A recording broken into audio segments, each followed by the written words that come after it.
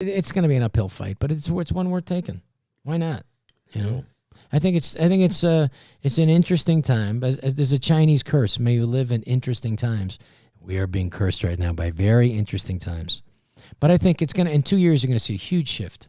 In less than 2 years, in 20 months, you're going to see the Congress shift back to the Republican Congress, which is going to be good. I mean, I got to tell you what, I guarantee you Biden wishes that the Republicans control the Senate so he could have some sort of moderation. I don't think he's going to be in there long. No. I don't think this is the only time ever there's been like, you never heard like it was a Trump-Pence administration or it was a Clinton-Mondale administration. It's the first time you're hearing it's just a Biden-Harris administration. Right. Because I think they're ready to. He's going to be. They're going to move him out. He's not going to be in there very long. No, I said 8 months. Right. Did you think why would he be taken out? I hate to be the elephant no, I in just the room don't. here right now. I just don't think he's going to be capable of. I just don't think he's 100% there. No. I think everybody knows that, and it isn't anything against the guy. I think he's been a moderate for most of the time. I'm not a big fan of all his policies, but I just the idea that somehow foreign policy changes under the Democrats and Republicans is just not. Is not factual. It's pretty much, the foreign wars is pretty evenly divided between Republicans and Democrats. Interestingly, under Trump, there was no new wars, right. Which is pretty good, I think. He's the only president, yeah. So, but there wasn't an expansion of wars. I mean, unfortunately, I don't think he listened to himself. And I don't think he didn't really get, when he had a chance to get the troops out, he really didn't do it. The idea that there's still more to do in Afghanistan 19 years in, it seems like pretty... I mean, I don't know. I can't think of like one rational reason to continue to stay there. I'm not a military person, but I'll support the military if they're going to be there. Give them everything they need, but let's get them home. I mean, the idea that we need to continue that for another 19 years is absolutely insane. Yeah, totally insane. I totally agree with you on that, Rob. That's so. So what else are we doing, Don? What do you got coming up? Talk to me. When's our next movie? Let's see. I'm working on a movie right now with you and I. Yeah. Yes. Well, let's get another one going. We had a good time on that. Big Stan great time, was such a fun little movie that we got. I mean, I like that one because people discover that because it didn't get a big release. Yeah, but everybody I talked to love it. Yeah, they fucking love it. They said it's the funniest movie ever seen. They always ask, how was Rob to work with? Yeah. How was David to work with? Yeah, that was David Carradine, his last good movie. He made a couple more after that. His last good one, David Carradine. He was a pleasure. I mean, he said to me, David Carradine, the great kung fu actor and Kill Bill, and he's done so many movies. Death Race 2000, and he was just in a ton of stuff. He said to me, Rob, I tried Alcoholics Anonymous. Then I realized something. I go, what's that, David? I like to drink. And so I just, a little bit of a conflict there, I would think. So yeah. I would knew that, you want to shoot David before 5 o'clock. Right. Because at 5 o'clock he starts drinking. At 12 he starts drinking. By 5 he really starts drinking. So we got to get his stuff early. So I knew we were doing a night shoot in Chinatown, and I told the crew, I said, listen, Mr. Carradine's going to be working tonight, and I don't want anyone, no matter what he says, I don't want anyone behind the bar serving him any drinks, no matter what he says. Please, we're going to be shooting till 3 o'clock in the morning, and we got a lot of stuff to do. I leave, and I come back 45 minutes, and Mr. Carradine, David Carradine's behind the bar, a half bottle of vodka in already, saying, who else wants this screwdriver? And so that was a long night. We still got a decent performance out of him, but it was a long night. And I think he knew that I was never going to yell at him or scold him. I was just happy to be working with him. And you have to work within the parameters of it. He was, different. Like Don would give more, and I knew he had my back. It was one day I was eating like 12 eggs a day, and trying to bulk up and stay in shape. And one day I got food poisoning because it was so hot there that the eggs were all bad, and I went to the hospital. And Don Frye was looking out for me and shot and was able to help direct, help all the actors stay in line and get some really good shots. And all that stuff, we really needed that because there's only so much time we were allowed to be in that prison. So I was always like, Don Frye, and everybody's like, Don, well, thank God for Don. Missed and he his kept calling. order. What's funny is the extras, they are all ex-cons. And yes. The guards, you got to walk through the guards to get in there. And they're like, yeah, I had that guy on my block. I had that guy on my block. They were real, and the guards were guards. Yeah, they were. And like, it was really interesting because I said, okay, we want to do this scene where we, with the guards start shooting, and he said, so what the prisoners are like, the guys, former prisoners, former cons, go, what do you want us to do? And I said, well, just do whatever comes natural. So he started shooting, everybody hit the deck, and then it wasn't funny at all. Yeah. So you got to keep running. They said, well, you wouldn't keep running, you get fucking shot. And so I said, well, can you do it? And so they started running, and then it was funnier. Yeah. But like, it was interesting how, like they all went down. But let me tell you, when everybody went to lunch, it was really interesting. And Don will tell you this; he confirmed this. Like when the prisoners were sitting down, they wouldn't sit with the guards, even though the guards who were actors. Yeah, the prisoners sat with the prisoners, and the guards sat with the guards. It was tense. Even the people just pretending to be prisoners didn't want to sit with the guards. It's funny how just the uniform brings in that kind of tension. Segregation. It was horrible. But we had a good time, and there was some good laughs, and it was nuts. It was fun, though. That was the funnest movie you said I've ever been on. Oh, thank you, man. It was it was you. I mean, because you controlled everybody, because you had everybody laughing. If things would get tense, like you said, he'd start telling jokes and everything, and everybody would start laughing and be. And we had a good time. There's some great guys on that one, and a few of them passed away now. Yeah. But Scott Wilson's gone, and the fighter Chico Gonzalez. Chico, is it Chico? Chico. Come on now, what's it? Chico Morales, no. He had that great fight where he got knocked down. Yeah. Like knocked down 2 times or 3 times in a fight, got up and then knocked the other guy out to win the championship. It was one of the greatest fights, the fight of the year. Chico Morales or Chico? We got to look that up. You guys get on that, will you? He was fighting Jose. I mean, well, we're all Chico. What? No, Chico. Corrales. Light heavyweight. Chico Corrales. Yeah.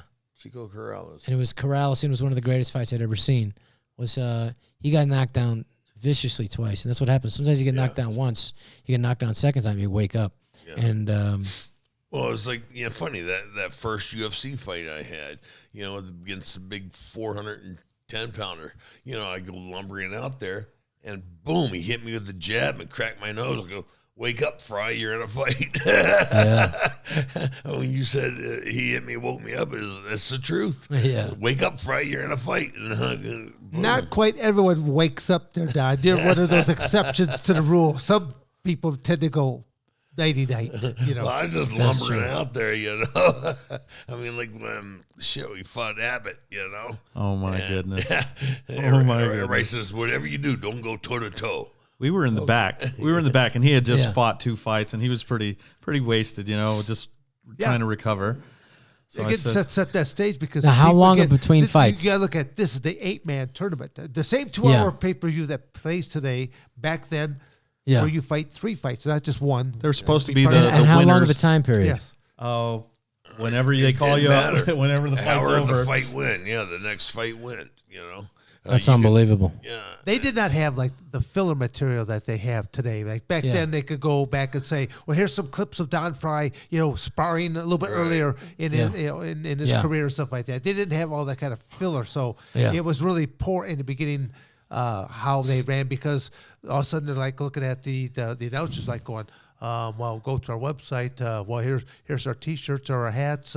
Anybody find that tooth that flew out? Run that clip of Vanilla Ice. Right. Yeah. Jim Brown getting drunk during that. Wow. So the whole industry has really has changed a great deal to where now they have all kinds of footage. Oh yeah. If you walk out into the main event, it's scheduled for 5 rounds, 5 minutes a round, and all of a sudden, boom, it's done in 17 seconds. Yeah, it could be. Boom. Nowadays, there's an itinerary that's right to the second. Did you end that guy's career, the Japanese guy? What's his name? Takayama? Yeah, Takayama. Now, that fight had to be your most famous fight of all time. Yes, sir.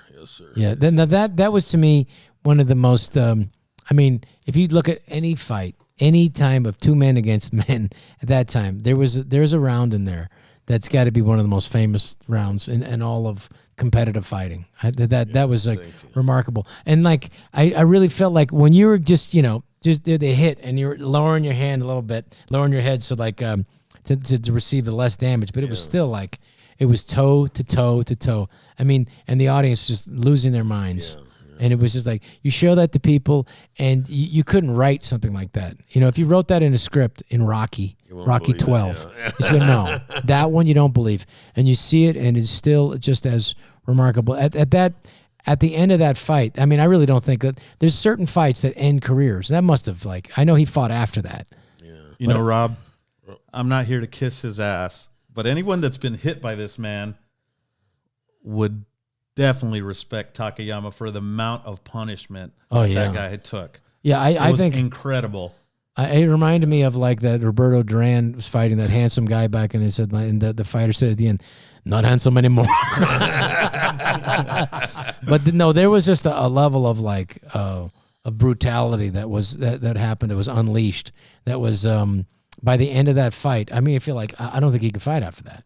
No, if you want to watch something really strange, watch the audience.